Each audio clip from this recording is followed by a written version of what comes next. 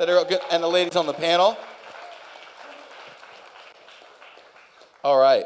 So welcome everybody to Masterclass Orlando. We have done this is crazy to me, for 49 months. We've always taken off November. We started in May of 2018 maybe, and we've been doing this monthly, the third Thursday of every month, and the whole idea is to put a few of the top performers in the real estate world on stage from different brokerages, different business models, different backgrounds, and let them teach exactly what they're doing with no ulterior motives or agenda. So we're not here recruiting, we're not here pitching you something else. We're here strictly to help raise money and funds and awareness for the Gina McReynolds Foundation. Can we give them a round of applause because they're in the house? And also just to inform and inspire agents to learn from the top people. So what Orlando Real Producers is we run a publication and quarterly parties exclusively for the top 500 agents in the market. And instead of just doing private events and parties and saying you got to hit the list next year, we decided to put the people that make the list every year on a stage and just teach what they're actually doing to any agents that want to come. So can I just really quick get a quick round of applause to all the agents that made it here today and everyone that's watching virtually.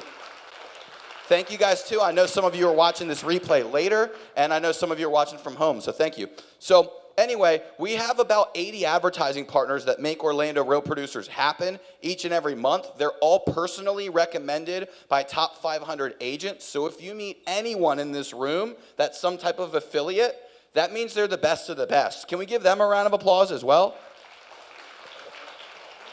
And they don't just bring bagels or donuts. They commit to supporting this thing for 2 to 5 year periods. So they're very serious about building relationships with you guys. So a few of them stepped up extra to make today happen. And normally I can read them off the back TV, but Harry Buffalo's having some issues. So I'm going to try to announce all of them. And if you're not here and I miss you, I apologize. So make sure you're at the front, because I'm going to give each of them just 60 seconds to tell you. Just 60 seconds to tell you what they do and who they are. And make sure that that's not long enough. So make sure you follow them, shout them out, tag them, take some pictures of them on stage, whatever you want to do. Can we give a giant round of applause? Let's kick this thing off. First of all, to Vic DeVore, DeVore Design. And then all of you guys come on up so we can roll through this.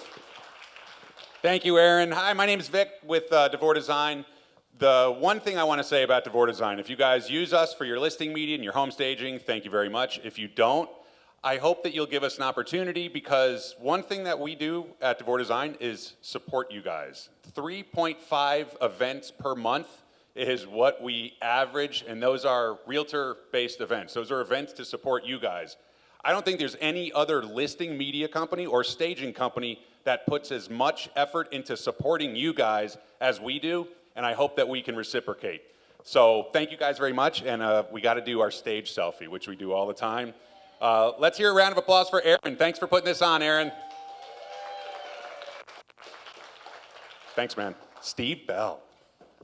Thank you, Vic. Oh, let me get up here. Good morning, everybody. I'm Steve Bell with Harding Bell International. We are a full-service CPA firm. We work with realtors, property managers, investors, specifically foreign investors. We do a ton of FERPTA classes. Just like to say, we are here to help you, help your clients. We do classes on FERPTA, tax tips for realtors, as well as, especially as the market is shifting, if you guys are going through stuff and need advice, your clients need advice, feel free to reach out. I know tax season is coming up, unfortunately, but it's a reality of life. Death and taxes is one of the things that always happens. So excited to be here, to be a partner of Orlando Real Producers, and I will give it up to Mr. Buckles. Thank you, thank you. Good morning, everyone. My name is David Buckles. I am the owner of Reliant Home Offer, where we specialize in creative finance and fix and flips. And as this market is shifting, we're looking to establish more connections with investor-friendly agents. And here's one of them right here, Erica Diaz. She's one of our lucky panelists today. But we're actually working a couple deals together right now. We're saving someone from foreclosure. So as this market shifts, we want to help you guys help more people. We are actively buying. We don't wholesale all of our deals. We're actual real buyers. We're not those low ballers out there pulling the wool over your client's eyes and trying to make all the money for ourselves. We actually solve real problems. So if you guys are looking to do more business, close more deals, sell more houses, we'd like to buy the ugly ones, and we can even buy the ones without any equity. So as things change, call us, follow us on Instagram, and we'll help you where we can. Thank you. David is fantastic. Hi guys, Rusty with ADT. We have a new program. I'll get to it real quick. You can now gift your clients a free, fully automated smart home. Google doorbell, smart door lock, smart garage door, all included for free. Best thing is with our new app, you get paid out $300 for the referral. It's like the Uber Eats of ADT. You can literally see them order it, that gets installed, you get paid. Direct deposit right in your account. Another program we have, any other agents that you refer over to us, you make $50 on any referral they ever send to us as well. It's a brand new program. I'm going to send you guys an email, everyone that registered here, with a link to it. Download the app, give your client a free smart home, make $300. That's it. Thank you. Oh, and here's Zach Blesick. Thank you. Good morning, everybody. Zach with Home First Lending. I just want to talk to you guys real quick today. We've got a lot of great lenders who have been talking about some of the creative financing programs like the 2-1 temporary buy down to help your clients not be so anxious with interest rates. At Home First, we try to stay ahead of the curve and constantly coming out with new and innovative things, like some of you guys took advantage of the Better Than Cash loan program, so on and so forth. So we just launched our Protect Our Values program, okay? So many of you guys, I don't have to ask for you to raise your hands. We know that there's been quite a bit of price drops, right? So there's a big thing on everybody's mind, right? Interest rates. But even if you guys overcome the objection on interest rates with your clients, there's still an affordability issue, right? With people being able to afford it with rising interest rates. So we've come up with a way to protect our values, because a lot of us think that dropping our values and on our listings is a solution to getting more buyers accepted. And unfortunately, that's just not the case. So we've come up with a great way for you guys to partner with us. So whether you're a listing agent or on the buy side, we've come up with a campaign to help you guys keep your values, partner with buyers, keep more money in your sellers' pockets by leveraging certain programs we have to get a significant savings on interest rate.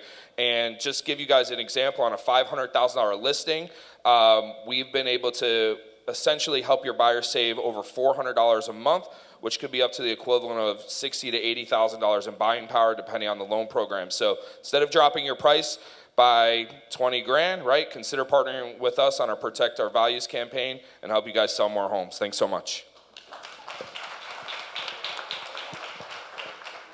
Hey guys, I'm Cameron Foster with Old Republic Home Protection. Old Republic is a national home warranty company, and on November 1st, we do have a new plan hitting the streets. It's got more coverage and higher limits of liability than any other warranty company in the state of Florida. So if you have any questions, please feel free to reach out to me. And also check your inbox, or I'll be in your office with the new plans coming soon. All right, thanks a lot. Good job. For short people, this is like a major obstacle here. Hey everybody, Heather Hurry, Pillar to Post, the Jeff Mackey team, the home inspections, commercial inspections company of the group, really, right? Your partners. How many people in here have utilized Pillar to Post? Yeah? All right, I hear some whoop whoop. All right then. So today I don't want to talk anything about us, and I just want to tell you guys a quick story. So my best friend is Carmen Vasquez, and she is a survivor of breast cancer. Hallelujah. Okay, survivor, yes, double mastectomy. Here's the story. I was with her the whole entire way through. I was fortunate enough to be able to be her, kind of like her caretaker during that time. People don't trust a lot of people when you're going through things like this. It's very personal. Anyway, I saw everything from the beginning, the tubes, the end, the success, and I saw her pretty boobies at the end too. Sorry, I'm just going to say that. Anyway, for anyone experienced that, all I got to say to you is, I'm proud of you. And God bless you, because this is serious stuff, you guys. Yeah, so today, give. If you haven't give. He's got all kinds of things set up. Aaron's got, a arsenal of things where you can pour back into community, and one of those things is breast cancer awareness. So be aware, but also, you know what? Set yourself aside for a minute and think about what you can do for somebody else. All right? So y'all have a blessed day. I'll see you next time.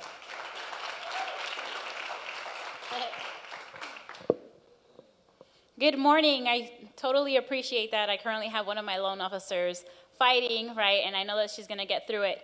But good morning. I'm Samantha, Business Development Manager for Home Team Mortgage. As you guys know, we have all of your traditional and non-QM products. But what I want to speak about a little bit today is how we can help you with your listings, right? Mostly we think that I can only help you with your buyers, but we currently have a coupon that you guys can give your sellers that they can use for the next purchase, or they can use it as an incentive for the current buyer of that home. If you guys want more information, my team and I are going to be in this back corner, and enjoy this class.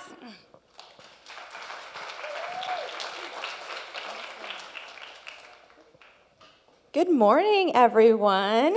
Jody, Celebration Title Group. We are your favorite title company, so I love seeing everyone in a sea of pink.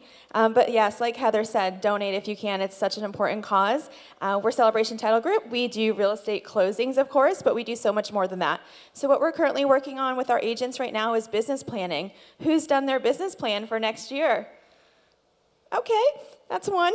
Awesome. So if you haven't started your business plan, we'd love to connect with you. We want to work with our agents. We like to find out your why, your purpose, what gets you up in the morning, and how we can help you grow, thrive, and really be your best in this market. So we just opened our new downtown location. We have a full training studio, we have an event space, and we have a podcast and video studio. So if you want to get some reels done, record some videos, really elevate your business, check us out, Celebration Title. Thank you. All right. And I'll give you next. Yeah? Sorry, I'll be last after. Hey, y'all, I'm Shay Walker. I am a branding photographer. I created something called the Vibe Session, which is my branding photo shoot to help you be authentic and effective in your content and show up as a vibe on your marketing. But I do just want to say, like, you can look at my Instagram and see what I do. It's at Shay Walker Photo, S-H-A-Y Walker Photo. You can see everything I do there. But I do want to shout out the women in this group. To create with you, work with you, and to hype you every day has been, it's been truly a blessing, and to be in this room with you. And like Heather said and everyone else before me, donate today if you can. I know I will be. And women supporting women is a beautiful and important thing in this industry. So let's break some glass ceilings. Love it. And then I got to give a shout out to all of our supporting sponsors and those that couldn't be here. Could I get a 1, 2, 3 clap with Hope Richards with RTR Title? 1, 2, 3. Also, Marlise is here with Orlando Estate Sale Ladies. We've got Tammy Birchler, who probably can't make it today because she's running around with HWA. We've got Title Genius. We've got CFBI, Certified Building Inspector. They're somewhere here as well. Natalie, I know, is right there. And let's give all of them a quick round of applause. Let's give a round of applause to all the sponsors. And then, I know we're kicking off a little later than usual, but I want to give a minute to the representatives from the Gina McReynolds Foundation and tell you a little bit about Team Gina. And for those of you that want to make a donation, there's 2 easy ways to do it. You can go straight to them if you'd like. But for those of you, for simplicity's sake, if you want to go to paypal.me/Orlando Real Producers, or go to PayPal and just send it to Orlando Real Producers, we will pass on anything that you donate. You can also go to the Eventbrite link at MasterclassOrlando.com if you'd like, and click on that, and you can make a donation right there as well. But let's, sorry, this mic's terrible. Wrap it. Let's give it up. My name's Amanda Bogle, and thank you on behalf of the Gina McReynolds Foundation. We are excited and just appreciate so much that you're donating to our cause. Gina was diagnosed in 2010, and we decided to support her as family friends in 2012 to host an annual golf tournament to fundraise for her. She was doing clinical trials in Dallas, Texas, because her condition was not doing well, and so that was her only choice. And so with that, insurance didn't cover it. So we wanted to help her out. She would have decided to go back and forth to Dallas by life flight every time. That's very expensive, so it wasn't covered. And so we didn't want to just let her suffer alone, right? We come together as a tribe. So we decided to raise that money for her, and in 2012, we hosted that first golf tournament. 2 months after our first golf tournament, Gina passed. So she was pregnant with her third, so Preston was 2 as she passed, and we've raised her village with her, and we still do. So we've hosted the golf tournaments every year since 2012. We've raised over $650,000 since then. We've helped over 165 families. Gina was faithful, and she said, if we're going to help her, we have to help somebody else. So we're pretty proud of what we've done so far. We currently have a virtual 5K going on, and we have a golf tournament coming again, our annual, as well as our casino night happening in April. We are true 501c3. We have 6 board members. Nobody gets paid. And so with all that money, 90% of our proceeds go to helping families directly. We are local to Apopka. You have to have ties to Orlando or to a POPCO or to a board member in order to get funds. This is not going to a Adrenal Awareness Foundation. This is not going to American Cancer Society or putting money in pockets of women who have families, who want to put their kids in soccer while they're going to treatment. And so this is what it's doing. It's really touching the family and helping them directly. We want to support cancer research, and a lot of money goes towards that, but then these women suffer on their own when they're doing life, right? So that's what we do. If you want to know more information, teamgina.org/why will give you more information as well as ways to donate there as well, and just give you more information about who we are and what we do. Love it. Let's give it up. And we will email out a link with the replay by next week that you can make more donations. But if you want to go to PayPal or you want to go to Eventbrite, donate. We've raised, I want to say, a little under $1,000, about $1,000 so far. As you can see, it's a little smaller crowd than sometimes. So anyone here that wants to step up, we would love that. But let's bring up our panelists. You guys ready to roll? All right. First of all, MaryStuart Day is a broker associate with Fannie Hillman & Associates, where she began her real estate career over 20 years ago. Since her start in 2020, she sold over $315 million in real estate. As an individual agent, she's repeatedly been named the #1 top producer at Fannie Hillman. Last year, she closed out 2021 with a record-breaking $54 million in sales, the highest annual volume achieved by any individual or team at Fannie Hillman since it opened 40 years ago. In 2022, she's over $30 million so far. She's a third-generation native to Winter Park, even with her Southern double first name. She's married to a very supportive husband and raising a fantastic 14-year-old daughter. This past July, on her birthday, she was diagnosed with breast cancer, and she personally found the lump after her annual mammogram missed it. Thanks to cancer research, fabulous doctors, and her current treatment plan, MaryStuart is determined to end this year cancer-free. Can we give a round of applause to MaryStuart Day?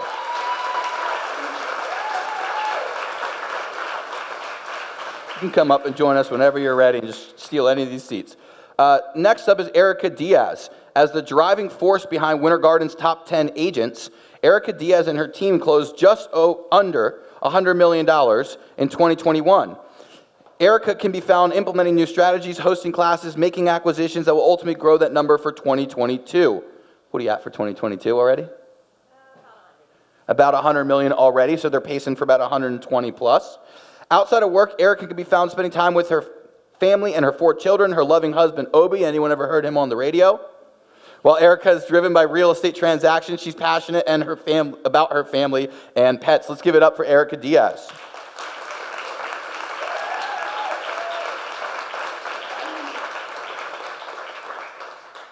All right, Amy Kidwell. She is not a stranger to this stage, but it's amazing to see how much more these numbers grow every year and a half that we bring her back to speak at Masterclass, because it's pretty amazing. And she keeps doing the same thing and doubling those numbers, so it's awesome. She's been a realtor in Orlando since 2014. Her marketing is almost exclusively through YouTube on her channel, Heart and Home Orlando. To date, she's produced more than, this is 2 years old, so this number is going to be wrong. How many video tours? There's 500 on here.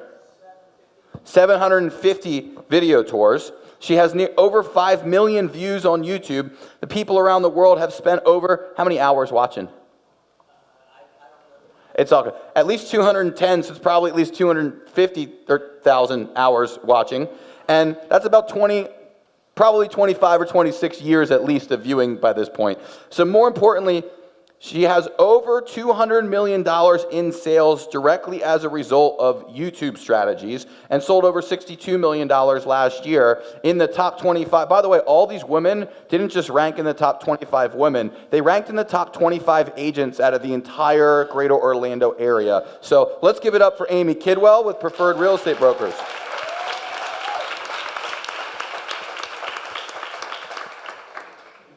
And then last but certainly not least, Brandie Mathison-Klein is a leader in execution, rapid growth, and market domination, and leads with a servant heart philosophy that fosters a strong team culture celebrated by those at the Empower Home team. Before building a team that's earned many accolades in Keller Williams, she was a full-time realtor for more than 2 decades, helping thousands of families in Orange and Lake County accomplish their goals. She's ranked one of the top real estate professionals by Orlando Family Magazine, was voted Orlando Entrepreneur of the Year. Her team will serve over 250 families this year, sold over $73 million last year. By the way, while raising like 8 or 9 or 10 designer cattle that are like these ridiculous, if you guys see the pet edition, if you haven't seen it, you have to. They have really cool cattle. Her and her husband David they have a farm and stuff, so they came all the way from the farm today to teach. She continuously grows her team and hand selects each team member matching the team's core values. She's a proud veteran of the United States Air Force and holds a degree in business manager, is an ICF certified business coach, among many other things. Let's give a giant round of applause for Brandie Mathison-Klein.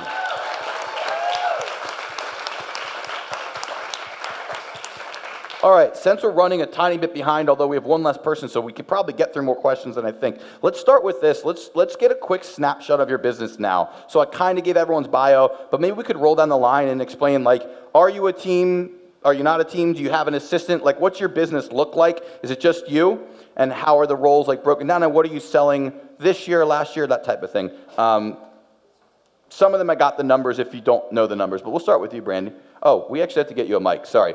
For some reason, we only have 2 mics today, so we'll have to play hot potato with it. All right, so... 3 mics. I have a team. Started the team about 10 years ago, really just out of necessity, because our business was growing. And really, what predicated that was joining Keller Williams and following the MREA model.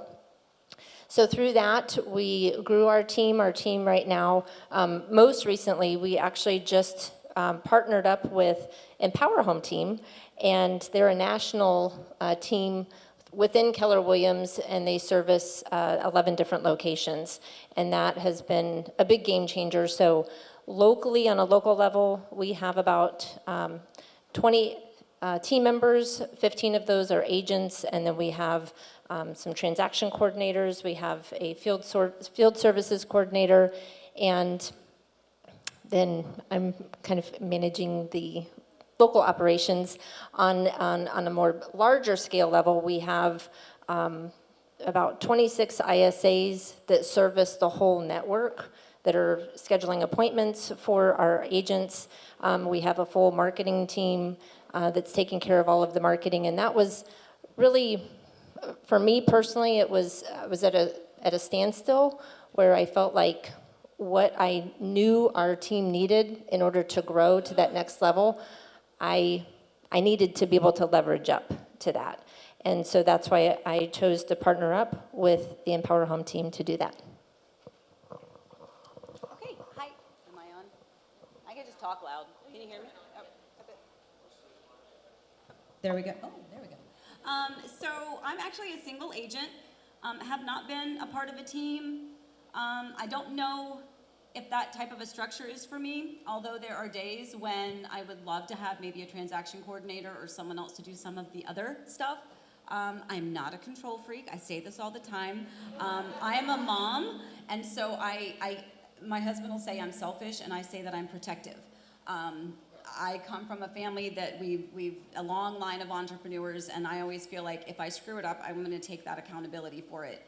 And if you are a parent, and now Dad's out here too, it's like when your kid gets a dog, and they're like, I promise, I'll feed it, I'll walk it, I promise.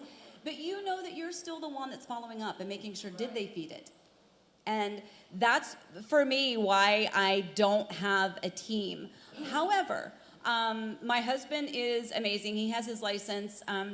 He got that several years ago to kind of assist with some of the logistical things, you know, putting on a lockbox or going to do a quick showing that might not work if I'm out with other clients. So some of those smaller details. However, he's, you know, full force in it with really doing the video editing and all of that. His background is in television production, so that was a natural kind of an easy win for me to not have to pay for that. I pay in other ways. Okay, don't go dirty, okay. However, but I do have a couple of trusted agents that are agents in and of their own right. They are with Preferred Real Estate Brokers, so they are a part of the same brokerage. And I call them part of my Heart and Home Orlando family.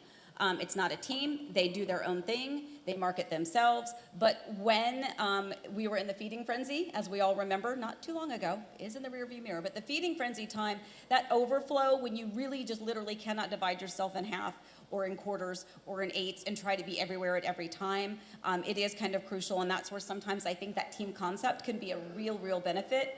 But for me, I'm not quite ready to do that yet, so I just have a few trusted agents that you know, if I have some overflow and I need assistance, then I reach out to them and we kind of partner together on that particular one. But other than that, at the moment, I'm still a single agent. As far as the numbers, and this is honest to God truth, I just told Aaron a little while ago because we forgot to send him an updated bio. I do not pay attention to the numbers. That could be incredibly smart on my part, or it could be incredibly stupid on my part.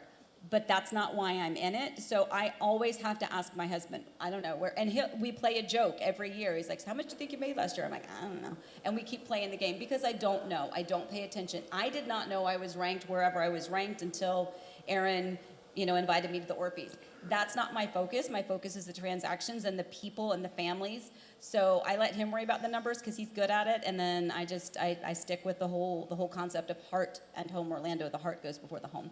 So single agent for me.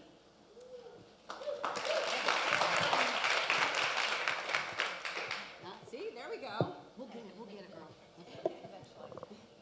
Okay.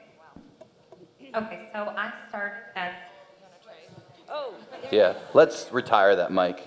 Okay, so I started as a single agent, and I think out of necessity, similar to you, but by the grace of God, honestly, because I think my husband had kind of reached a point where he didn't want to be married to the business, and I was absolutely married to it. He didn't want to be a single father, and at that time we had 3 kids instead of 4 because we didn't figure out how to stop.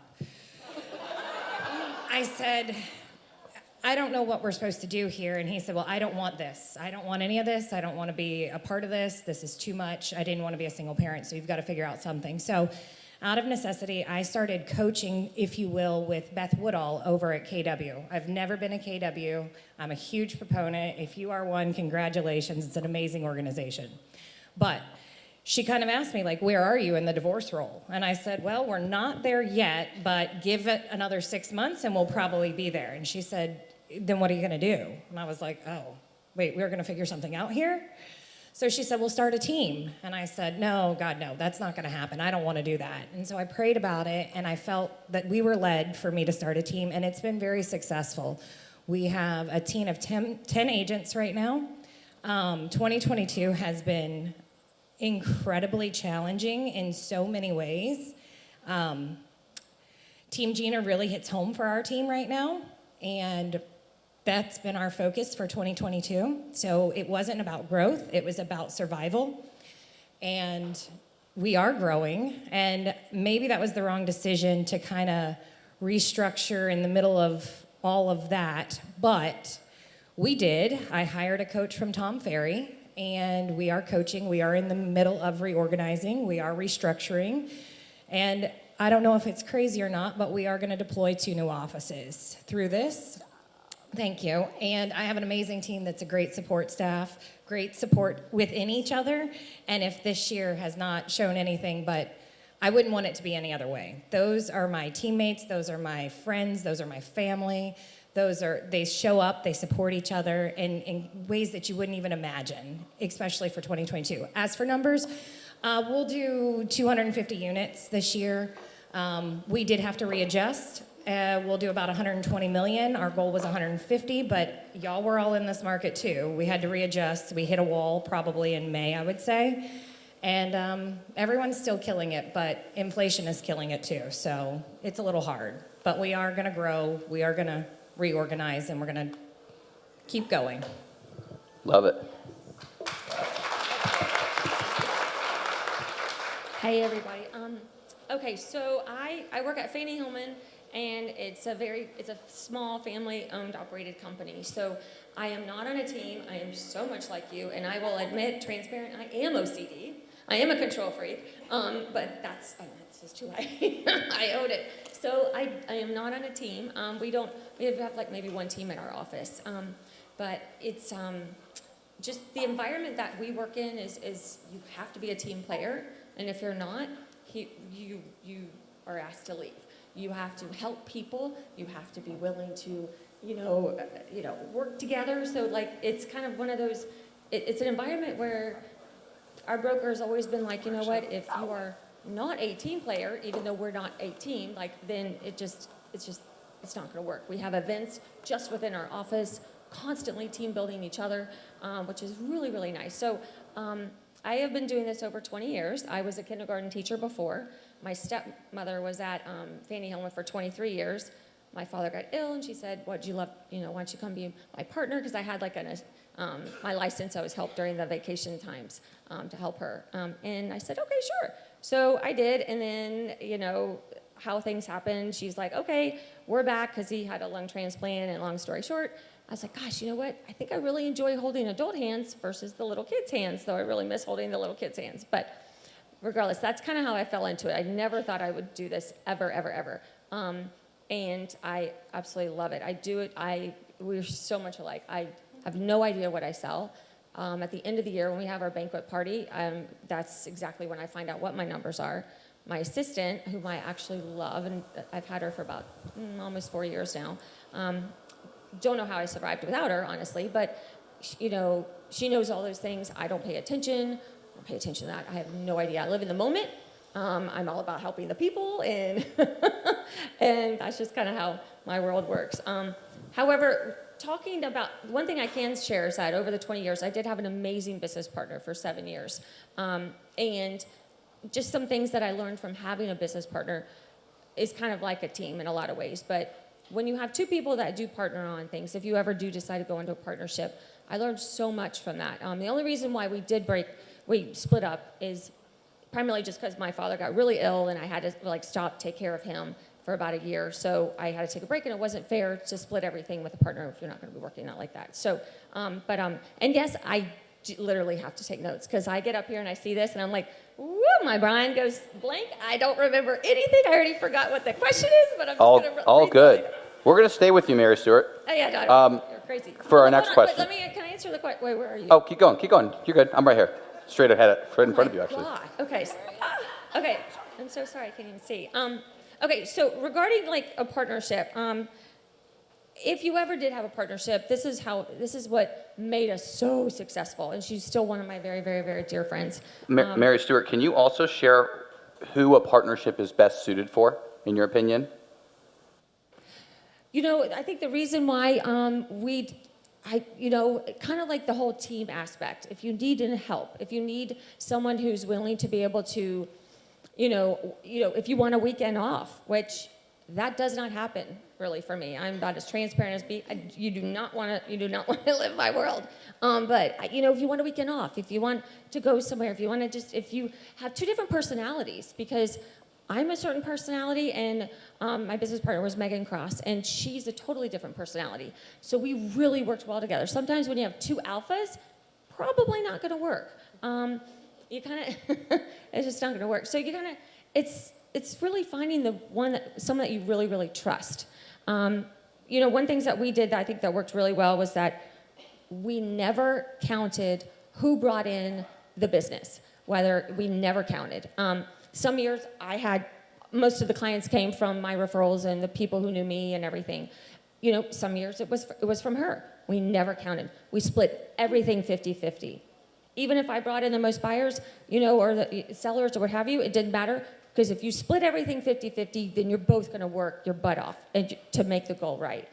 You kind of need to know your roles. You need to know, she was really good at organizing. We had an assistant at the time, delegating, telling her everything that needed to be done that day. Was wonderful. I was kind of out there, sitting there. I'm the one that kind of did the presentation. She's the one taking notes. She's filling out paperwork. It just kind of depends. I usually did more of the negotiating. It's just kind of, we were so good together. Yet she could just jump into any role. We both, awesome. Traded that. The other thing is, we copied each other on every email. Every email possible, we copied each other on. That's I never, ever want to sit and say, this is what went on today. This is my conversation today, if it's a conversation. Can I shift gears on you for Yes. a second? And then we'll go down the line. Let's hear, what are you doing the number one question we got from people is, what are you doing to pivot now in 2022? What are you doing for now and for next year to pivot to the current conditions? So I think that goes back to me hiring a coach and sitting with somebody that has the foresight and isn't stuck in the minutia of the day-to-day.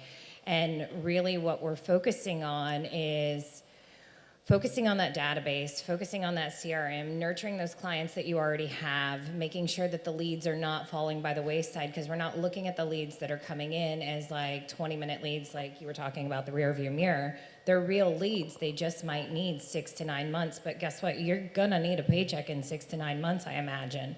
So we're really working on that database and then focusing on that and having accountability, because I think that's what we were lacking. And I think that me having the accountability from my coach and then them having the accountability from them, they have a coach as well, and then me just making sure that we're implementing. We have recently onboarded a director of sales, so his primary focus will be to track those leads, make sure they're being followed up and they're not just falling by the wayside, so that they're not going back into that cycle. And then client retention. So I do think our profit is going to significantly decrease for 2023, but my goal isn't to double the profit, it's to double the business, and hopefully that will follow. So that's kind of how we're looking at pivoting. Love it. So how many, I guess men too, men and women, how many of you ever had dance class or were a dancer in your childhood? Anybody? Okay.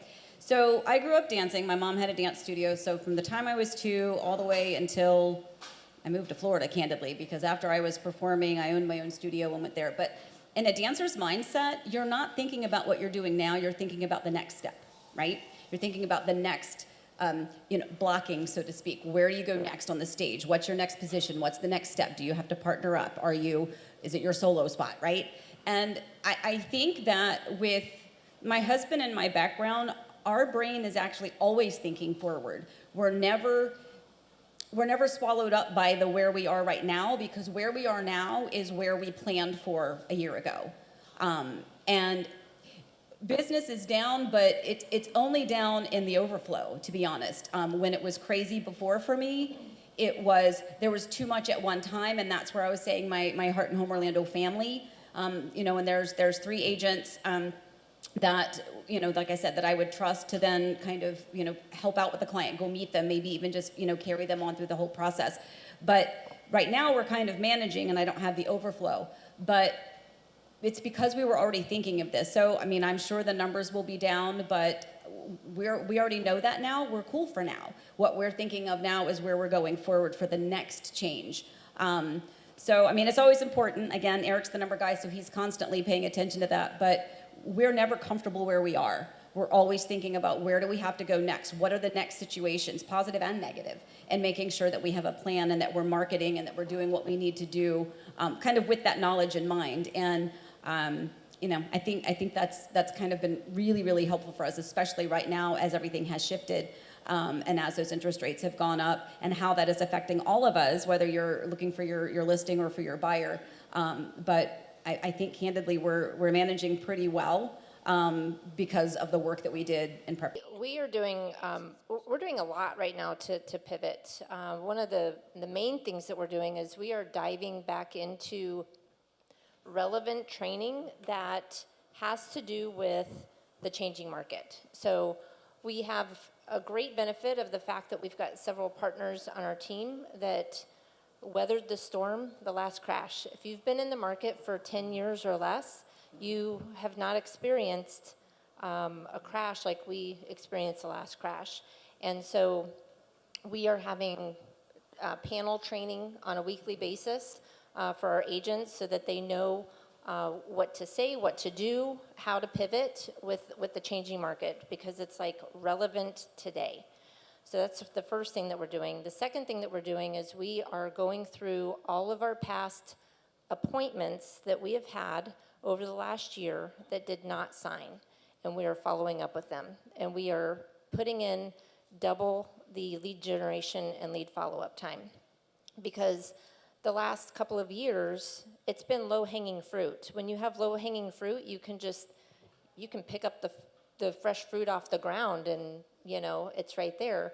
You've got to be willing to climb the ladder, go to the top of the tree, and really put in that extra effort and that extra diligence, and have an accountability partner for that. Because the fact of the matter is, you know, once you get into lead follow-up and lead generation, you get into a rhythm and a flow, but it's making it that first call. It's not getting distracted from the text message, the phone call, the email that literally just, you know, derails you from the most important thing that's going to keep your business alive. Another thing that we've been doing is we've been going through, I had all of our agents print out their bank statements for the last 3 months and get three highlighters, a red, yellow, and green, and the pink, not red, pink. So pink indicates red. Highlight in red all of the subscriptions that you don't use that you can cut. You need to cut as much fat as you possibly can. And so you highlight all of the reds, and you go ahead and cancel all of those. You highlight the yellows, and those are things that you aren't quite ready to get rid of, but if, you know, push comes to shove, you know that you're going to get rid of those expenses, and the greens are the ones that you need to keep. And the last thing that we're doing is we are continuing to look for talent. As we go into the shifting market, a lot of agents have not experienced this kind of market, and they're struggling to get leads and appointments. And the way that our particular model is set up, we are setting up the appointments for our agents. So on average, you know, we're getting 30 to 40 appointments a week, and to be quite honest with you, I'm having a difficult time finding enough talent to be able to get appointments. Like, does that make sense? So there's some really amazing agents that are out there.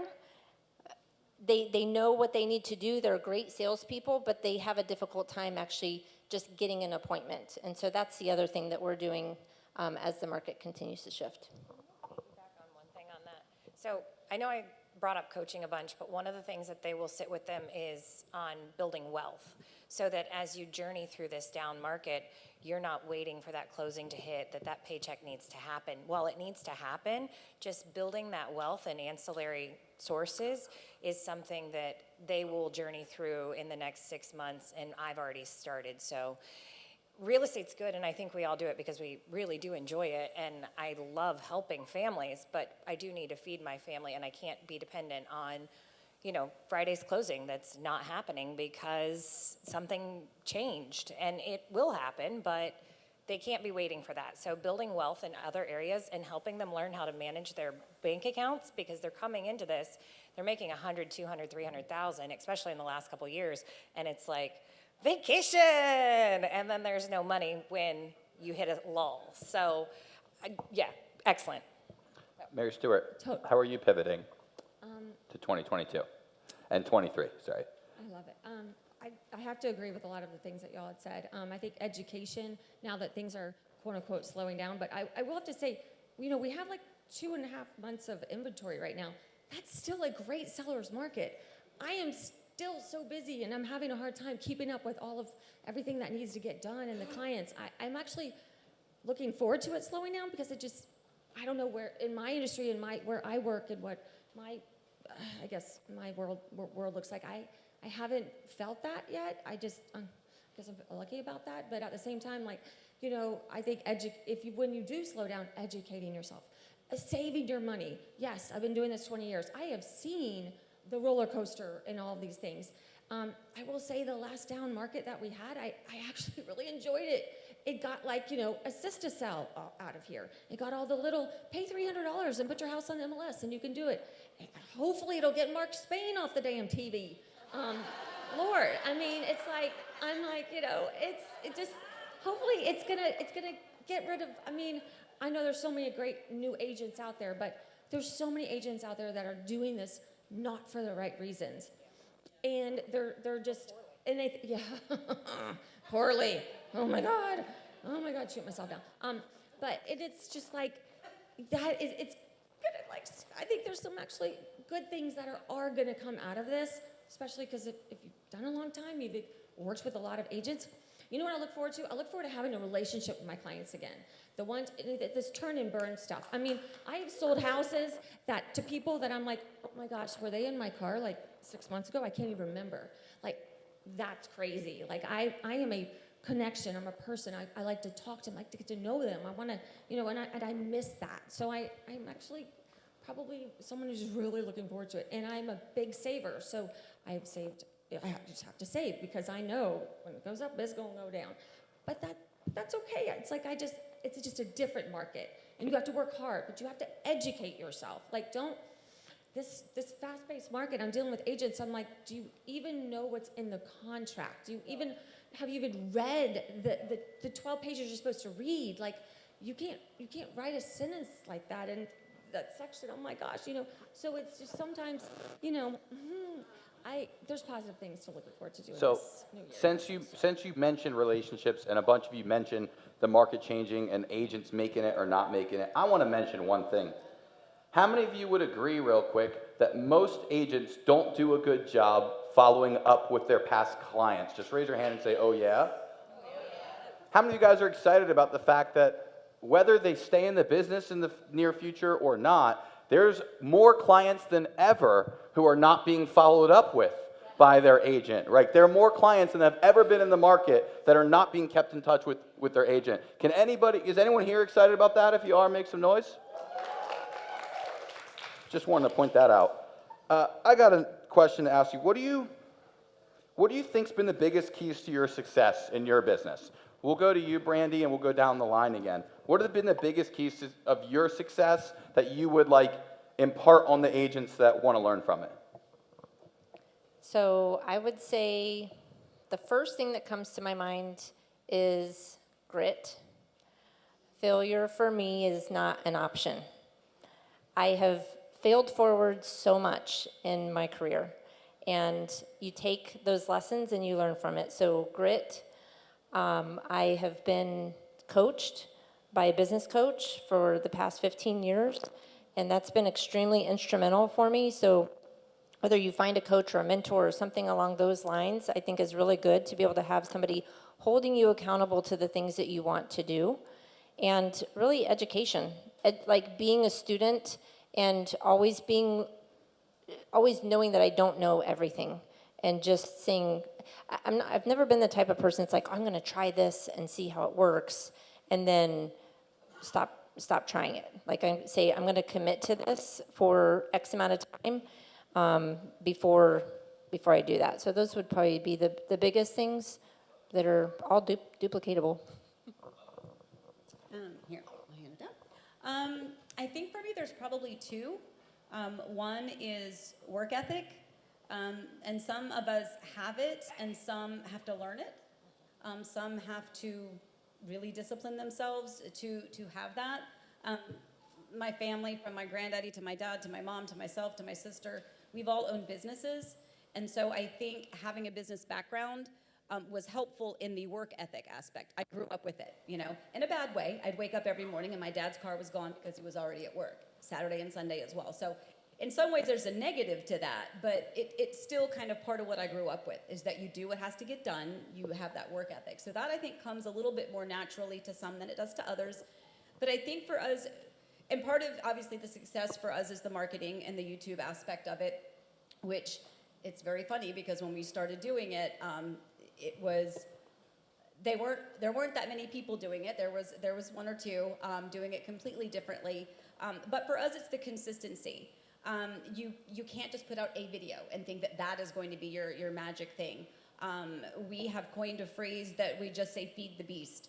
We've said it here when we've done our other panels. We've said it when we did something for our brokerage. Anytime anyone asks, we literally use the term feed the beast. And that, I think, goes hand in hand with that work ethic, is that you have to get yourself up to go do that video or to go make that post or to go to that appointment or to go do whatever it is. And that's obviously just the marketing aspect, the feeding the beast to get the marketing done so that we can get the clients.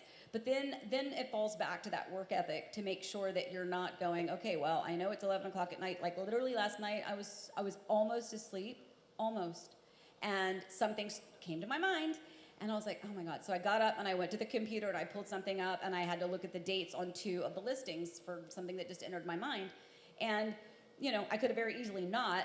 Of course, it didn't really matter if I did. I kind of just woke myself up for no reason. But if it had said what I thought it said, then it would have been like a big moment. So I think for me, those 2 things, work ethic and either having it or training yourself to be a little bit more dedicated to that. And then the consistency, I think, follows through. And that could be with scheduling for some people. And I don't know, Aaron had given us kind of some questions that they might ask about schedules, which we may or may not get to. But that consistency and that work ethic could be for you being consistent with a schedule. You know, we had a lender that did a touch base Tuesday, and I kind of for a long time adapted that that date, touch base Tuesday, and I would do that with my clients and follow up. Hey, where are you? Just checking in. Are we good? Is there anything I can do for you? But so work ethic and consistency, I think for me is a good one. Love it. Yeah, I would piggyback basically the same thing. Thanks. I think my crew would tell you that I'm big on like time blocking. Did you time block? What did you do? Did you do it? Send me your schedule. And sometimes they'll send me their schedule of what they plan to do. And I'm like, no. I want what you did. And they're like, well, but they're not the same. And I'm like, okay, but now the results are not what you wanted, but you didn't do what you planned, and we're not getting the results. So time blocking is huge, and then work ethic and showing up. And when you're the business owner, the buck stops here. So even though they may mess up, I still take full responsibility for it because they operate under my umbrella, right? What are the things you time blocked since you're talking about it? What are a few of the things that you make sure are always in the schedule? So since I've started coaching, I've hired my trainer back because the last couple of years I have not cared to work out or haven't found time. So I'm time blocking in the morning. I'm at the gym a couple days a week. And then on Fridays, without fail, I'm at chapel with my kids. And the reason I want to bring my kids into this is because I sat on another panel. And for you that are moms out there, when you have a client in your car and your kid is ringing your phone, you put that phone down. But what you don't do when you have that kid in the car and a client calls, you pick up that phone. They're an appointment just like your client is, and they are your priority because if you don't pour into them, I don't know what the future looks like, and this means nothing compared to the future. So time blocking, thank you. Time blocking is huge. Making an appointment for your kids, making an appointment for everything. So my kids, you don't want to hear their schedule, but cold calling, following up with your database, it's all on the calendar, and it makes it a lot easier for my support staff to know where the heck I am and what they're going to be doing. And if they want time with me, they have to time block it because if I have free time, I'm like a squirrel. So you've got to be like, no, Erica, sit down. You're on the calendar. You're mine right now. So cold calling, time blocking, working out is very important for your mental health. It's good for your physical health. It's good for all that. And then just spending time with the agents and making sure that they're doing what they need to be doing and following up with all of that. Okay, the question is success, what you were saying. Okay. I guess I have to look at like, what is success? What's success to you and what's success to me? Is success to me selling 50 million by myself with an assistant? No, it's not. Success is like being able to go to my daughter's soccer game. Oh my God, that's success. Just like that. So like being, having balance, like, oh my God, whatever that word means. But like, I do not look at me. You do not want to, this is not success. I'm telling you, because what I define success is just, I want that. I want to go wake up, go to the gym. I want to do that. But I'm having a hard time with that. I am as transparent as can be. You do not want my world. I know. I love that. I love that. How about this? What are some keys to balance for you? Now I'm going to get to that. Okay, so like, I don't get in there. Told you I needed my notes. That's why I wrote these things down. My bad. Okay, keys to success. Okay, if you're a sensitive person, this is not the business for you. You need to have thick skin. Very, very thick skin. You got to stop taking it personally, too. If someone gives you feedback about your listing, like, oh, it's gross, it smells, it's not your home. Get over it. Don't be like, I can't believe they said that. Like, who cares? You didn't put the smell in there. I mean, like, let it go. Like, get thick skin. People, it's brutal. It's brutal. So, I mean, yes, I love the ethics. I love all that. So wonderful, all that. But I'm just, like, thinking of, like, other things. Like, what made me, like, why am I good at this? It's like, I don't take things personally. I do think being, like, a team player with other agents, is so important. I think that realtors get in the way of so many deals that could happen and go well and go smoothly. I think sometimes we are our own worst enemies. I think that, egos are a big thing. Besides with our clients, there's also a big thing like within agents too. So I just think, surrounding yourself just in your office, well, you're on this amazing team with these amazing people. My gosh, I love this. But surround yourself by amazing realtors who could help educate you, make you a better person. But just, you gotta have thick skin. My real mom, my mom did this for 2 years. She would have been amazing, but she's like, oh my God, everyone's liars, all these people, can you believe it? I'm like, okay, it wasn't for her. I knew this going into it. So, yeah, just don't be sensitive. Get your thick skin on. It's hard. You work, grit, all that fun stuff. Okay, I'll be quiet. Love it.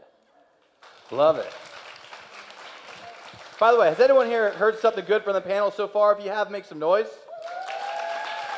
Don't worry, we're still going. But I want to just give everyone a reminder that they can pull out their phone right now, because the last Masterclass Orlando, not just of the year, but ever, we are leaving this home. The last one is next month. That's November 17th. If you want to pull out your phone right now and go to MasterclassOrlando.com, scroll to the bottom on the tickets, because there's still free tickets there. Yes, they are there, but they are on the bottom. So if you don't scroll down, you're probably going to pay $10. There are 100 free tickets for the first 100 people. Grab them while you can, MasterclassOrlando.com. We have Craig Wilburn coming down from Gainesville. We have David Kurz coming up from Miami. We've got Abby Nelson joining us, and more to be announced. But they're going to be teaching how they sell and how they built to 100 to 300 plus homes a year. So we're going to have a bunch of panelists talking how they do hundreds of transactions, how they built to that and whatnot. That's next Thursday, or that's next third Thursday. That's November 17th, and you can register for that now. I just wanted to mention that since we did it in the beginning. But let's keep going down the list of questions for you guys. Let's talk about mindset and purpose. Let's talk about what drives you. Like, what drives you as an agent? What gets you up? What fires you up? What do you find most rewarding in the business? Or what are you most passionate about in the business right now? Any of the above. So what drives you? What motivates you? What are some of your goals? Things like that. We'll go to you, Brandie. Well, when I started, what drove me was my kids. Being able to show up and provide a living for my kids. I was a single mom, and that was really, really important. I then found the love of my life. And so now they're all grown up, and when you become an empty nester, you're like, okay, what is my new purpose? And I have to say that I am so incredibly thankful that I chose to build a team, because my team members, my agent partners, they are my biggest why. Being able to pour into them and being able to know exactly what each one of their whys is, and be able to coach and mentor them and be able to provide opportunities that they can be able to see them succeed is just such a fulfilling thing. And that's what makes me get up every morning, in conjunction with really just being able to be a part of something bigger, and being able to give back to worthy causes and things like that. So that's for me. I think probably from a personal kind of a motivation, and then there's a professional one as well. The personal one is I do have 4 kids. My baby is a senior in high school. My oldest is almost 28. But, between my son, my daughter, my son, being able to kind of help them on their home ownership journey. When my husband and I first got married, and we went from, this is before I drank Diet Coke, when we had Pepsi, and then we couldn't afford Pepsi, so we had the Food Lion, because we're in Virginia and it's Food Lion, not Publix.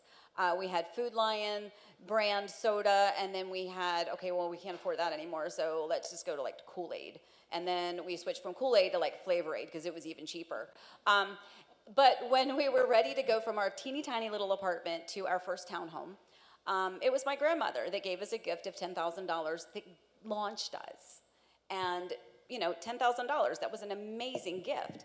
And, you know, we used that and we started our path to home ownership, which then allowed us, you know, 3 years later to be able to get our first home. And to be able to see how that process works. Real estate is a real thing and it can be very lucrative. It also can be, if you're not in real estate as an agent, if you're just in it as a regular person who owns a home, you know, we've all witnessed it here recently, the amazing equity that people all of a sudden have accumulated in their homes. So from a personal standpoint, having helped so far 3 of our 4 children get launched into that. Our oldest 2 are already onto their second home, having had a huge profit of the first that allowed them to get their second. So that was kind of one thing, was to be able to pay that forward. You know, that gift that my grandmother gave us, that my in-laws gave us when we then upgraded our teeny tiny little townhouse to our home, where we started to raise the children and, you know, put their height markings on the inside of the pantry door frame. So for me, that was something I always wanted to do. I had my dance studio for 22 years in Virginia. When you were a teacher, and I'm sure you know this, you do not do that for money. You do it because it is your life's passion and purpose. You love children, you want to give, give, give, give. But when you give, give, give, you may not necessarily have any money at the end of it. So for years I ran the studio making sure everyone else was paid and I didn't. So it was nice to be able to finally have a job where there was a paycheck and I wanted to finally be able to have that opportunity to pay it forward. So for my kids, that's the personal kind of motivation. From the professional standpoint, I want to give my clients the experience that I did not have when I moved here from Virginia. I'm not a natural Floridian. I was caught up in that emotional Rubik's Cube of, I'm leaving kids. I have 4 kids. One's in college, one's a senior, one's in middle, one's in elementary. We're moving in the middle of a school year. My whole life, I was born and raised in the same area, shutting down a dance studio with 300 students, which were also my children. It was an absolute emotional, like I would be teaching and I would feel like I was going to throw up just in the middle of teaching. It was a very emotional journey. So from the professional perspective, and the motivation for me is to, most of my clients are like me. They are moving from out of state or they're moving from out of the country. And there's a connection that they have because they see your story. They hear your story because you're authentic with them and you have those conversations. Much like Mary, where you're like, you want to be able to have those times of connection again and have those long conversations. But I want to guide them through the process and help take away some of that anxiety and that emotional Rubik's Cube that they're going through, to let them know, I got you. It's okay. And so that's another way to kind of pay it forward in that respect. That's awesome. So I think my why, I mean, it stems from the kids, right? And I told you kind of my backstory about my husband didn't want to be a single dad. He was also an alcoholic, and he's very public with his story, so I don't feel like he would be upset. My goal was I needed $100,000 so that I could divorce him, so that I could raise our 3 kids by myself and work the business, which I don't even know how I thought that was going to happen. Fast forward, he's sober, he's fantastic. We've had a 4th child by the means of adoption, and that was placed on my heart, and we didn't align on that. Well, adoption's very, very expensive. So my why has always been my kids. It has always been to provide for them. And more importantly, my future, I don't really think it's in real estate. The business will run and I will be there, but I definitely see myself in the nonprofit sector, helping raise money for nonprofits, because it's something that I love and I'm very passionate about it. But unfortunately, you need money to run those things. So I love the clients. I love the orphan buyers. I've gotten a few of them this year, and I think that's a KW term, right? So it's the buyer that had an agent, but their agent didn't do well. I'm the listing agent, and now they're in my sphere. They're in my database because I'm the one following up with them saying, hey, how are you after the hurricane? And their realtor's nowhere to be found. So I love helping provide that experience because I do like connection. I do like communication. I do like being there for people.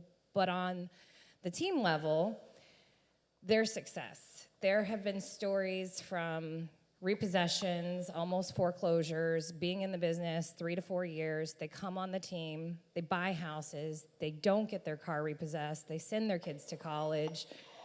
I mean, the stories just go on, and when they come to me with one of their success stories, I really feel like I succeeded. I succeeded in mentoring them and helping them grow, and then I got to watch their family. So I don't feel like I have 4 kids. I think at the moment I have like 38 kids or something. And that's not the adults, that's the under 18. So I do take it very personal with the kids. And if you're in our office, I'm sorry to say it, chances are there's a kid running around. So. Love it. Okay, so what motivates me? If y'all have never read the book, The 5 Love Languages, I am strongly encouraging you to do that. It is the most amazing book. They're like little cliff notes or even little tiny books that you read, or just, just know what they are. Once you know what those 5 love languages are, you know what drives you, what fills your bucket, what makes you happy. It's also really good to know the languages so you kind of can figure out by talking to clients what drives them, what makes them happy, what fills their bucket. Because you want to be able to service your clients in a way that maybe is just not, that makes you happy, but also because it'll give you joy when you make them happy. So what fills my bucket? My love language is all day long words of affirmation. The moment my client says, oh my gosh, thank you so much, I appreciate you, oh, you're this, that, whatever, oh, it like, boom, oh gosh, we were, showed property on Saturday and then they want to see it like Friday, another day and the weekends, this and that. And they're like, oh gosh, all your time, thank you. I'm like, let's do it again next Saturday. What am I thinking? But that's what drives and motivates me. It's just a personal thing.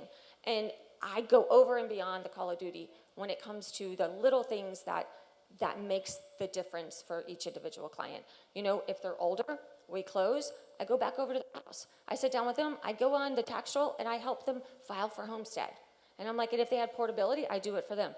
Oh my gosh, I don't even know how half these homes are even homestead, because it is complicated for people if they don't have their new driver's license, if they don't have this. So little things over and beyond that, they don't realize that, oh my gosh, this is what realtors can do. I'm like, yes, they can help you. They can do other things by just list your house and sell it. That's what drives it, gets me up every day, is helping people. Love it. I'm going to stay with you, MaryStuart. Let's talk about how you all keep in touch with your sphere and your database. What do you do? Where do you keep them? What do you do for them? How do you keep in touch with them? Okay, so I wrote that down. I'm so sorry. You don't need to come next. I got to find my notes. I'll come back to you. Erica, go ahead. We do client events. So before the pandemic, they were once a quarter. We are returning back to the once a quarter pre-pandemic client events. We try to do a female-centered event, then we try to do a masculine-centered event, then a kid-friendly event, and then like a family-friendly event, and then like an adult-centered event. So those are the 4 quarters.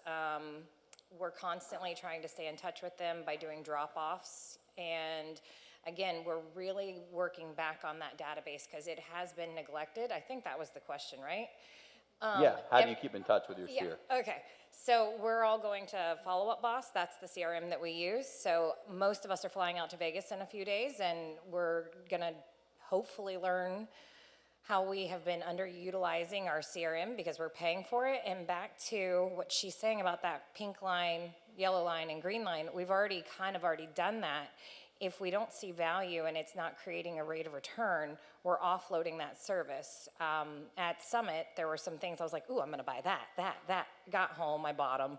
No one's using them. I'm not seeing the value in them. So we ended those, but just really focusing on that database and make sure it's entered in there, because I guess if it didn't happen in your CRM, it didn't happen.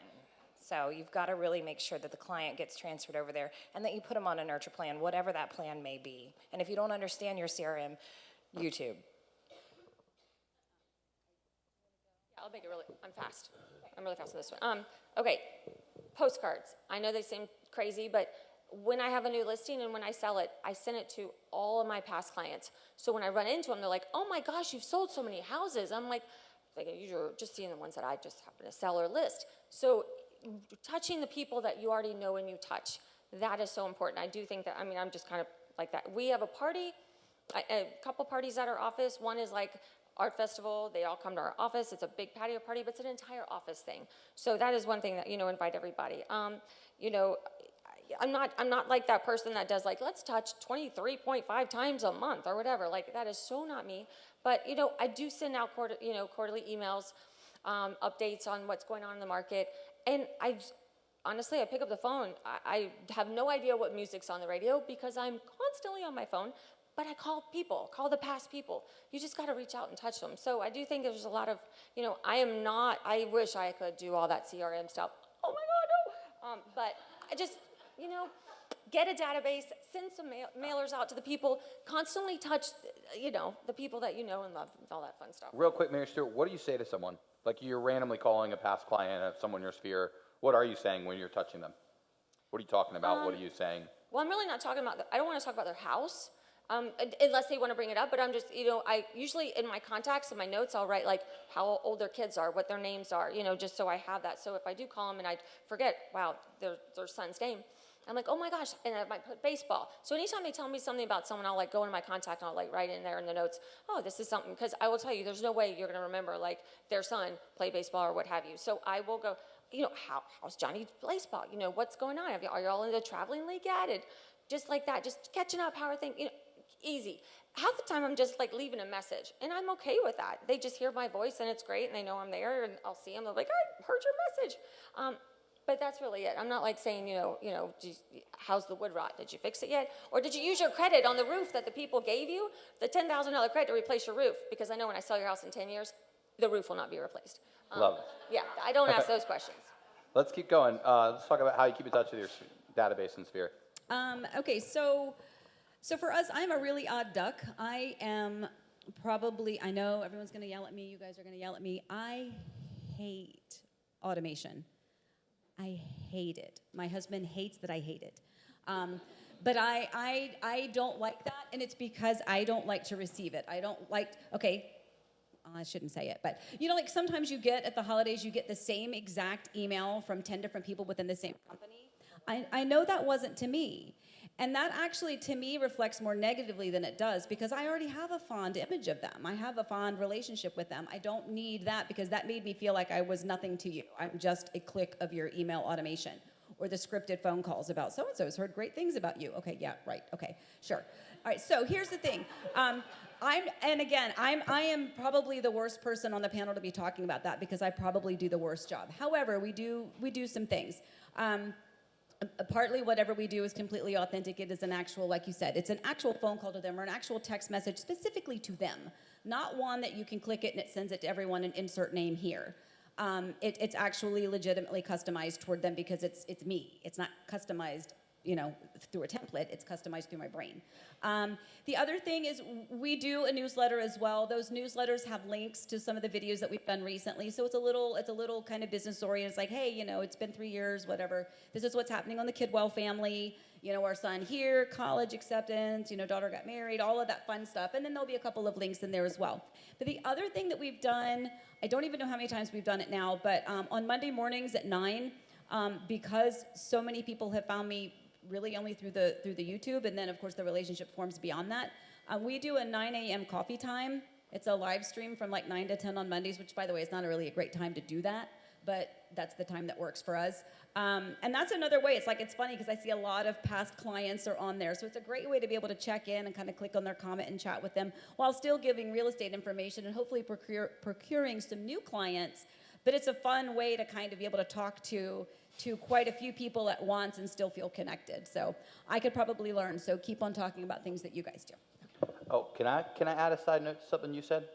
Yeah. She's talked about sending a customized or personalized message to everyone that you reach out to. One quick tip that's kind of in between the two. How many of you guys use the short codes on your phones? Like some of you could just program something you're writing all the time, or take a template and write most of the message but keep the same part the same. So like if I send a personal message to Masterclass, I probably sent 100 messages that have the same paragraph or two, and 100 different people like individually got the first line or second line, third line. So I may say, hey, Brandie, and a bunch of things about Brandie and Dave, but after line 3 or 4, it might be the exact same one that I sent to Erica. It might be the exact same one, and nobody's offended by the fact that you're saying, I would love if you could join us at Masterclass. Here's the link to do it. Here's the date, that type of thing. And now everyone's getting a personal message, but you're also mass doing it. There kind of is an in-between sometimes, and I think most people do one or the other. They don't really think about like that they could have a short code of 3 letters to type in their phone that automatically adds the, we'd love to see you at our client appreciation event. Here's the rest of the info. If you have any questions, give me a call back. If you can't make it, I'd love to set a time to grab coffee. That could be literally 3 letters in your phone, and the rest could be a personalized message, and then you type the 3 letters and the rest gets added, and now you're able to send 50 or 100 invites a day. Does that make sense? Everyone follow me on this? So what we'll do is if we're a month or two away from like the Orpies, let's say, like we had enough people register, but had we not, I probably would have been every day sending a message to, let's say, 20 people a day, 20 personal messages. That Jen would get one day, and Mariana would get one day, and Brittany would get one day, and they would be personal, and then something copy paste. But if I send 20 or 30 people a day, every day for 30 days or 40 days, a message inviting them to something, you'd be shocked how much it drives attendance and your ratio. A lot of people, we've talked about client appreciation events and client follow-up, they're always worried whether or not their people will come to their party. And I always say that how you invite them is a lot less than important than how many people feel personally invited. So the number of people that attend will always be in direct proportion to the number of people that personally felt invited. Not just got invited, but felt invited. Do y'all understand the difference between getting and feeling? Yes. All right, so I just thought I'd point that if you want to add. Well, just another how I touch them too. I'm so sorry for it. That's really great stuff, by the way. Thank you. Okay, there's this amazing card system out there because I do like personal notes. I think we all like to receive them. So it's a company, and the moment I have a closing, I send them the client's name, the address, what have you, and right away, the first I think it's the first 3 months, there's an envelope that comes to my office, and it has the individual cards. Their stamp is on the envelope, their address is on the envelope, and the card is like sitting there. All I do is open it, and I write a note because I see who it is. It's every 3 months, 6 months, 1 year, a year and a half, 2 years, and then 3 years. And I get them, and I'm like, oh my gosh, it's been a year. And I'm like, can you believe it's been a year? Oh my gosh, I hope things are going great. Whatever. You can actually get the company to sign your name just for you if you want, and then you know what, don't ever see it, and they mail it. What's the company? I'll get back to you, I forgot. I'll put it in the email with the replay. Oh, that's just something when I do my closing sheet. Make sure you get your emails, guys, because I'll put it in the email with the replay of this session. I'll let you know. But I mean, the cards are kind of like, they're fine. They're like cute houses and whatever, watercolors or nothing. But it's like, hope this past year was wonderful. Your second year, it says it already in there. So you can have that company do it. But the fact that they actually get a real card, and it's like either a green envelope or a yellow envelope, so it looks like a Hallmark card. That's a great, it's great. There you go. One other resource before Brandie answers this question for cards, amcards.com. That's AM, like the morning. It stands for Appreciation Marketing, cards.com. They're sort of like send-out cards, but the reason that you'll like them, they're printed and stamped here. I think it's done in Lake Mary, so they actually look like they came from you. They're not stamped in like Utah or something. That's amcards.com. Brandie, let's hear what you do to keep in touch with your clients. We do a few different things. We like to do our customer events. So we do, with COVID, it kind of went to the wayside for a little bit of time. But we've done blueberry picking at the blueberry farm where they come out, we provide food. That's a good family event that we do. And we like to also get sponsors to help pay for some of these events. So you can get creative, and that's where your relationships with your vendors can come into play. When you're loyal to them, they are loyal back. We also do a pumpkin pie every Thanksgiving, where we go to Costco, and you can get like a ginormous pumpkin pie. And so we've done this probably for the last 5 or 6 years. They love it. They absolutely love it. And then we do a 36 touch. So we're either sending them an email, we're sending them a newsletter, but we are touching them 36 times in addition to. And then we also do a VIP dinner every quarter. So everybody that closed with us or sent us a referral, we are inviting them to a nice dinner, and we play games, we have fun, and it's just a way to be able to tell them thank you, and that's also a great way to get more referrals. So those are the main things that we do. Can we break that down a little bit? How do you invite them? How do you promote it? And what's done at the event, and what needs to be set up? Sure.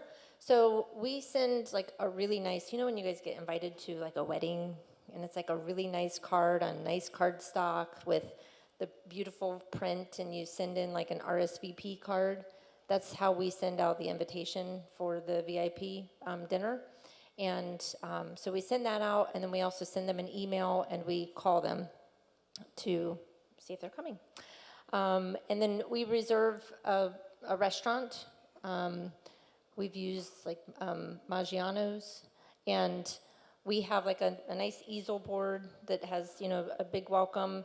What we do is all of the agents that have sold our clients a home, they are invited to come as well. So we strategically sit them to be able to sit with their agent. And so it's a great opportunity for the agents to be able to say, you know, how's it going? And it's also a great way for the clients to be able to see, wow, this, you know, I mean, we have a pretty good showing of people, and, you know, people, what I love the most about it is the clients standing up and saying like, oh my gosh, Chad did such an amazing job with me, and they're like giving this huge testimonial. But we really just make them feel special. So we've got like the little place cards for them. We also do a contest. We are asking them for a Google review as well. So it's a great opportunity for you to be able to increase your Google presence with that. And so that's kind of what that looks like. So part of staying in touch, and I don't know who else is struggling with like open houses right now, but they're hard to get people through the door. We're trying to do like these mega open houses. And so we had an ice cream truck and a food truck at one, and we invited it out to our VIP group. And, you know, they can bring their kids, and a lot of times they're in the same neighborhoods because we're hitting the same neighborhood over and over. And now we've got an ice cream truck sitting out front of the open house. So when they're thinking about selling, they're like, I want an ice cream truck. This weekend, we're thinking if we can pull it off because it just happened. But this weekend, we're going to hopefully invite everyone to the pumpkin patch and have like 50 pumpkins out front, invite our clients to come, and they can pick up a pumpkin in the front yard of the houses that we're doing open houses. So we're just, it's a way to touch the client, stay in front of the client, work hard for the listing that you have. It does cost money, but if you sell the house, it makes sense, right? So that's another pivot thing. Not to mention, when you're looking at, one thing I always recommend is that you look at your return on your investment. And sometimes it's difficult to find your return on your investment when you're putting on these types of events because you already sold them a house, right? But it's the thing that you don't take into consideration is the fact that when they come back, when they're referring clients to you, that is the easiest because the rapport, the trust, everything is already built into place. Yeah. And they call you and they're like, I want to work with you. Yeah. And it's amazing. Yeah. That's why over 55% of our business is referral or repeat. Yes. Also, can I just mention, the average lifetime value of a real estate client is about $45,000 according to a whole bunch of studies. So you can keep it as simple as if you didn't get a $45,000 commission, there's a lot more. Not that it's about the commission, it's not. But if you didn't get $45,000 from that client, you probably aren't even close to touching the value of that relationship if you're trying to count it. Just throwing that out there. Anyone else have something they want to add on that last one? How you keep in touch with your sphere and clients? I think everyone got that right. Just kind of. I just want to piggyback on what Erica was saying. You guys need to take advantage of marketing to your buyers of listings sold. It's like such an untouched thing that a lot of people don't do. We get a ton of business. How do you recommend doing it? Well, we get, obviously you have their contact information from the settlement statement, their address, and then you start marketing to them. So you send them postcards, you send them handwritten letters, you stay in communication with them. And the first one is, hey, congratulations on purchasing an amazing home. I'm so glad that you decided to purchase this home, and I'm going to stay in touch with you. So if you have any questions or anything like that, I'm your girl. Well, and that kind of just developed organically for us, and then the light bulb went off. But even with the hurricane, we had 4 or 5 closings kind of in the same vicinity. A lot of times we will deploy like hurricane bags, and when they're not from here, they're like, oh my gosh, what's going to happen? And then their realtor never shows up because their realtor was one that they found online when they Google searched Orlando, but they really wanted to be in Winter Garden, so she was really in Lake Nona, so she's not driving to drop off this bag. And just staying in front of that and showing that you care. That's all that they want, really. They just want to know that somebody cares, that they just bought a house. It's their biggest asset. All right, we've got to wrap this thing up in 2 minutes, but is there anyone else that wanted to add on that last question, or any other tidbits you want to tell people about what they should be doing for the future? Or the question I didn't get to that I want to ask is about lead generation. If anyone has anything else you want to add to what you shared, tidbits for the future, or lead generation, we'll just run that line. I'll be really quick on lead generation. It's important, I think, if you're going to run a team, that you are using a lead generation source. So your Zillow, your Realtor, whatever it is. But last year, I sat with a coach, not Tom Ferry, but another one that really pours into me, and they broke down what the lead costs to convert. So if you're looking at Zillow and you're spending, I don't know, $10,000 a month, and it's costing you $1,700 to convert, and then you look at your orphan buyers or your referrals or anybody that you just picked up the phone and made a phone call to, what's the cost of conversion on that? 50, 20, 10, I don't know, 0. So as we head into this market shift where we know we're going to have less money because there's going to be less sales than what we just came out of, how are you going to appropriate your budget to stay up here and not go out of the business? So lead generation is important, but also knowing what you pay per conversion is so important. And I didn't understand that until very recently. And also knowing your lead source. So if you guys haven't done your end of year planning or your 2023 planning, go back through every single one of your closings and mark, where did that lead come from? Because you'll find that you shine in one area or another. That's the beautiful thing about real estate and realtors, is that we all have our own splash. We all have our own thing where something clicks. So look at your lead source and really lean into that and make that, like, you've done an amazing job with your YouTube. Like, that's your thing, you know? And so just make sure that you know where your business is coming from and duplicate that. And the things that are not getting you that return on investment, you need to nix it.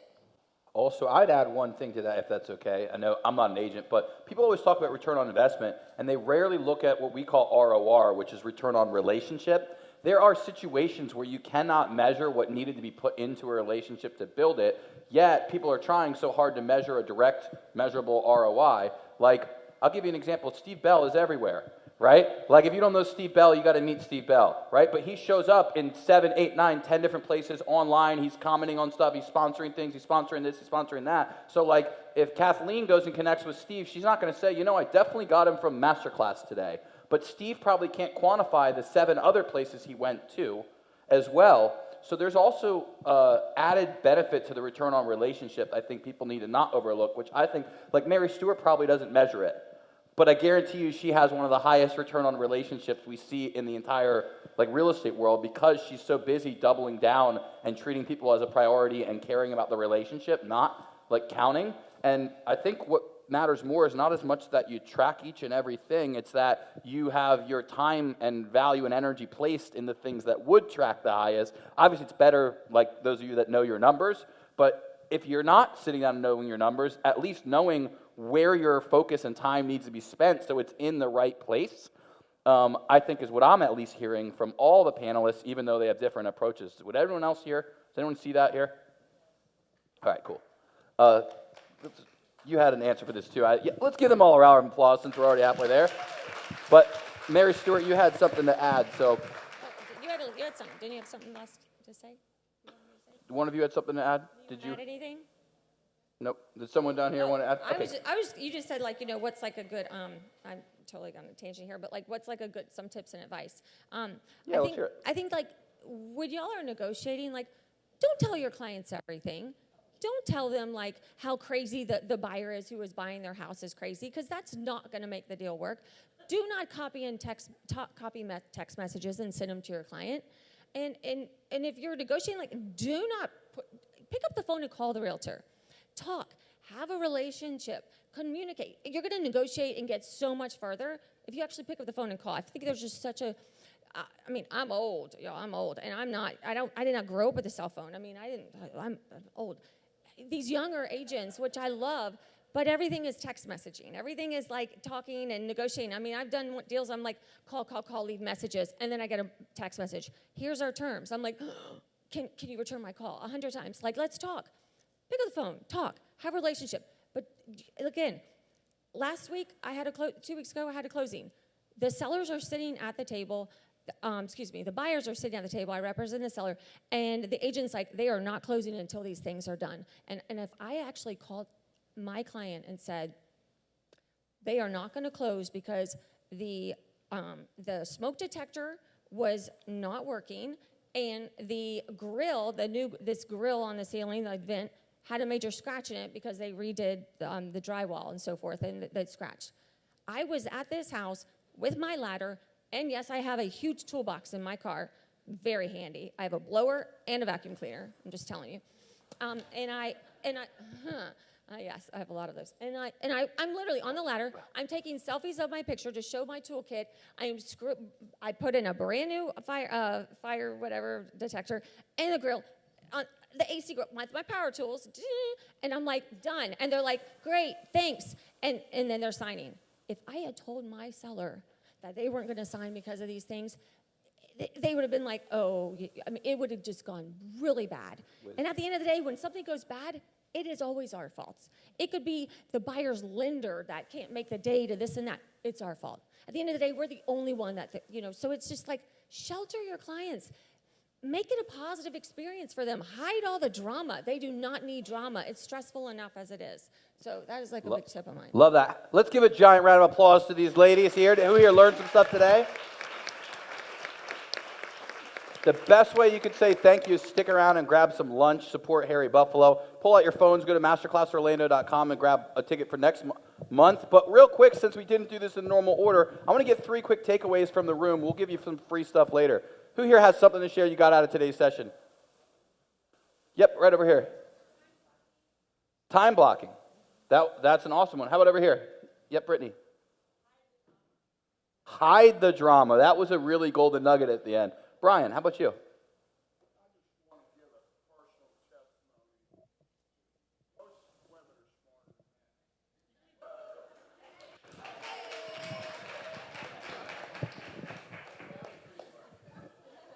I came because I'm an old dinosaur that got out of this business for 25 years.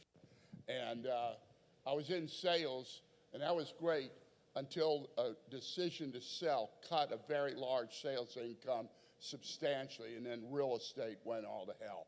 And so 3-4 years ago, I made a decision to get back in a business that I should have never left. And I've been through and bought at 14.5% interest rate. I bought on Lake Conway $1,265,000 in 06 and was begging God 3 years later to sell it at $750,000. When I got back in the business, I wanted to learn from all the top people, and so much has changed. I had the pleasure of doing business one day with MaryStuart Day. I always watched her, and I watched a lot of these top agents. And what happened is I found myself in the hospital for 6 days. I was rushing over to Winter Park to put a deal together, and I won't go into all of it, but it was actually Jerry Oler in your office, and my kids, I know I look old, I am, but I got young kids. I got a 16 and a 20 and 22-year-old. They said, Daddy, you can't leave. We're calling the ambulance. So they'd found me in an elevator, despondent, couldn't hardly walk, talk. I said, no, I got to put a damn deal together. I'm broke. And I rushed, and I heard the ambulance coming, and I went the other way because they made a mistake. And I said, if I could get to my car, it'd be all right. But anyway, the bottom line was I fell. Next thing you know, I'm heading to Florida Hospital. My little brother's rushing from his oceanfront home to see me, and he can't get in because they'd had a shooting or something. And I called. He went to lunch, and he saw this condo, townhouse, brand new townhouse in Interlochen. And he said, I think that's that thing that you told me about a year ago. And I called MaryStuart Day. I said, Mary, this is a little bit unusual, but I'm sitting in the emergency room, and I'm going to ask a favor of you. Could you show my little brother that home over on Interlochen and that townhouse? And she took of her busy time to do that a couple days in a row. And when I finally got out of that damn hospital on Thursday night, I rushed over to her office, and at 9 o'clock with her assistant, we're working on that deal to get that thing finalized. Right. Love it. She did everything. Love it. That. If that doesn't tell you about walking the walk.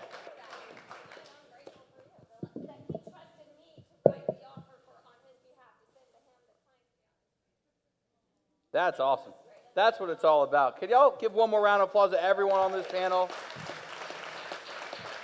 And let's give a round of applause to Harry Buffalo for having us here for like 40-something of these sessions. By the way, there are some amazing women both on this panel and in this room, so if any of them are sticking around, definitely make sure you meet them. I see Karen, who had the biggest sale in Orange County last year. I see Mariana is in here. Jenny Weimer might still be in here. Dominique's does a ton of luxury real estate, so make sure you meet the people around the room. All the affiliates are worth meeting, but let's give it one more round of applause, and I'll see y'all next month, November 17th, MasterclassOrlando.com. And thank you to these panelists. We're going to get a quick picture, just look at Tam. And thank you, everybody. One last round of applause for someone that fixes no matter what goes wrong in this building with the audio, the tech, whatever. By the way, I'll tip you guys off. We're moving to the Enzion next year. That's the little tidbit we haven't told everyone. We're signing a contract, so hopefully it doesn't get screwed up before we sign it. But let's give it up to Dave Stewart, DStewartProductions. They fix every tech thing that happens, and none of them are their fault, but they fix it all. So let's get a quick photo, and thank you guys. I'll see you all.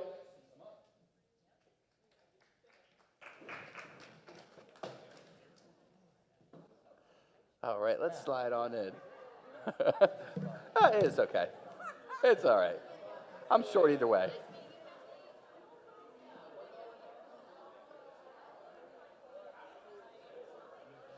Perfect. Thank you. Thank you.